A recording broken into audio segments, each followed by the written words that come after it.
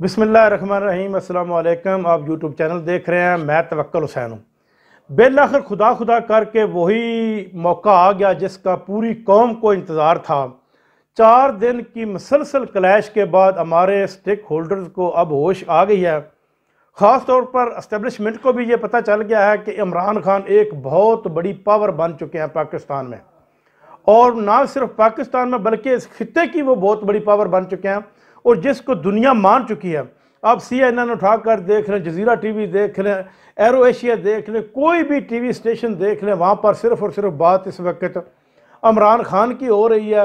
Euro news देख लें, इसलिए कि इमरान खान एक बहुत बड़ी पार्टी के लीडर बन चुके हैं। ये बात नून लीग के अंदर से भी अब आवाज़ें उठना शुरू हो गई। नून लीग के जो पुराने जो गाग किस्म के सियासतदान है वो ये कहते हैं कि इमरान खान का रास्ता रोकना अब बहुत मुश्किल है।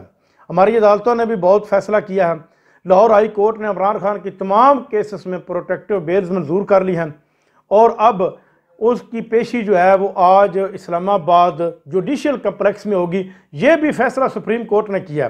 पहले ये पेशी उनकी थी F8 अदालत में, जिससे PTI वाले माजरत करते थे क्योंकि F8 अदालत जो है वो एक गली में बंद है, वहाँ से इमरान खान की जान को ख़तरा महसूस हो सकता था, ख़तरा हो सकता था। लेकिन सुप्रीम कोर्ट के इस फैसले से अवाम में एक खुशी की लहर दौड़ गई है कि अब ये उनकी पेशी जो है वो जुडिशल कम्प्लेक्स में होगी। जुडिशल कम्प्लेक्स किसी हद तक महफूज एरिया है, वहाँ पर लाखों की तादाद में इमरान खान के काफ़िले के साथ लोग जा रहे हैं। 7 बजे इमरान खान लाहौर ज़मान पार्क से निकले और तकरीबन 11, साढ़े 11, 12 बजे वो इस्लामाबाद हाई कोर्ट, इस्लामाबाद अदालत में पहुंचेंगे जुडिशल कम्प्लेक्स में, और वहाँ पर वो अपनी तारीख भुगतेंगे। वो तारीख भुगतने से तो पहले भी ना नहीं करते थे, वो पहले भी तारीख में आने के लिए तैयार थे। लेकिन ये जो हमारे स्टेक होल्डर्स, हालांकि तारीख उनकी 18 मार्च को बनती है, ये 4 दिन पहले ही गिरफ्तार करने आ पहुँच गए थे। इनका मकसद ये था कि इमरान खान को गिरफ्तार किया जाए और गिरफ्तार करके इनको बलूचिस्तान ले जाया जाए और बलूचिस्तान ले जाकर इसके साथ आजम सवाती और शहबाज गिल वाला सलूक किया जाए, यानी कि इसको बेइज्जत किया जाए या फिर कोई ऐसी चीज़ खिला दी जाए जिससे वो दिमागी तौर पर मफलूज हो जाए। लेकिन PTI के लोग ढाल बन गए इसके आगे, उन्होंने हुकूमत के इस फैसले को रिजेक्ट कर दिया। जो केस बना था जुल्फ़िकार अली भुट्टो के साथ, उसको एस्टेब्लिशमेंट अभी तक याद कर, लेकिन वो बहुत जल्द भूल गया था। जुल्फ़िकार अली भुट्टो के जो हामी थे वो मुतवस्सित तबका था, और इसके अलावा वो लोग थे जिनकी उम्र 40-45 साल थी और 50-55 साल की थी। वो तकरीबन 10-12 साल के बाद मर गए और लोगों को ये भूल गया। लेकिन इमरान खान एक वाहिद लीडर है जिसका जो फॉलोअर्स है वो उसकी उम्र 10 साल से शुरू होती है और इस वक्त 55 साल तक जाती है।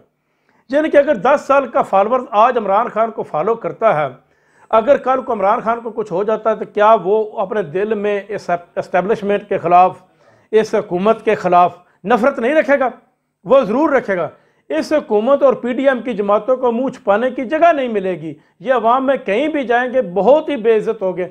इसलिए इन्होंने अब ये महसूस कर लिया है कि इमरान खान एक बहुत बड़ी पावर है और इस पावर का रास्ता रोकना हमारे लिए बहुत ही मुश्किल हो चुका है। और इन्होंने ये वाज़ेह कर दिया कि अब इमरान खान को गिरफ़्तार नहीं किया जाएगा और इसको कंपेन करने के मौका दिया जाएगा। अब इनके लिए एक ही चांस है कि ये तमाम के तमाम स्टेक होल्डर्स बैठें और बैठकर ये फैसला करें कि बड़ी ईद के बाद या छोटी ईद के बाद कौमी और सूबाई असम्बली का इलेक्शन जो है वो यकमुश्त कराया जाए।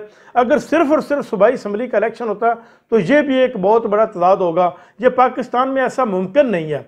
पाकिस्तान में अदारे आज़ाद नहीं है। पाकिस्तान फॉलो करता है हिंदुस्तान को।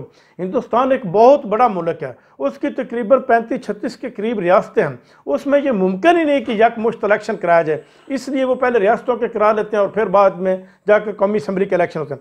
लेकिन पाकिस्तान में ये नामुमकिन है कि पहले सूबों के इलेक्शन कराए जाएँ और बाद में कौमी असम्बली का इलेक्शन कराया जाए। इसलिए ये इनके लिए बहुत ही फ़ायदेमंद होगा, क्योंकि इस वक्त जो महंगाई की शरह जब इमरान खान छोड़ कर गए थे उस वक्त 11 से 13% थी और इस वक्त 43 से 45% हो चुकी है। और अभी रमज़ान आ रहा है, रमज़ान में ये महंगाई कहाँ तक पहुँच जाएगी? तकरीबन 80% लोग खतरे गुर्बत से नीचे गिर जाएंगे, खुदकशियाँ आम हो जाएंगी। जब ये लोग खुदकशियों के ऊपर तुल जाएंगे तो बेहतर नहीं इनको अपनी जानें ख़त्म करने के लिए इन मरदूदों की जानें ख़त्म की जाए जिन्होंने उनके ऊपर जुल्म ढाया है। इनकी जानों को ख़त्म किया जाए और इनके ऊपर हमला किया जाए, और इनका हमला बनता भी है। इनको अंडे और टमाटर मारे जाएं, जो इस वक्त हुकूमत में बैठ कर मजे ले रहे हैं, सिर्फ और सिर्फ 4 महीने का इक़्तिदार की खातर वो अवाम को इस पसपाई की शक्ल में उन्होंने पसपा कर दिया है कि अवाम का अब जीना मुश्किल कर दिया गया। आप अंदाज़ा करें 18 अगस्त तक तो वैसे ही असम्बलियों की मुद्दत है, आज के बाद कितना अरसा रह जाता है? 4 से 5 महीने। अगर 2-3 महीने पहले इलेक्शन हो भी जाता है तो कौन सी क़यामत आ सकती है? यह मुल्क के लिए बेहतर होगा। इस मुल्क के लिए अब सिर्फ और सिर्फ एक ही हाल है कि साफ़ और शफाफ इलेक्शन कराया जाए, और जिस हुकूमत को भी अवाम मैंडेट दे वो 5 साल के लिए सेलेक्ट हो और 5 साल तक मुल्क को इस्तेकाम बख्शे, जिसके बाद यह मुल्क ऑटोमेटिक तरक्की की राह के ऊपर चल पड़ेगा और महंगाई का सद्देबाब भी हो जाएगा। कोई भी हुकूमत आ जाए, बेशक नून लीग की आ जाए, पीपल्स पार्टी की आ जाए, JUF की आ जाए, MQM की आ जाए, लेकिन हुकूमत 5 साल के लिए होनी चाहिए, और हुकूमत और की होनी चाहिए जिनको अवाम वोट दें। नाज़रीन, अब तक के लिए इतना ही। पाकिस्तान जिंदाबाद। अपना ख्याल रखिएगा और मेरे इस चैनल का भी अल्लाह निगहबान।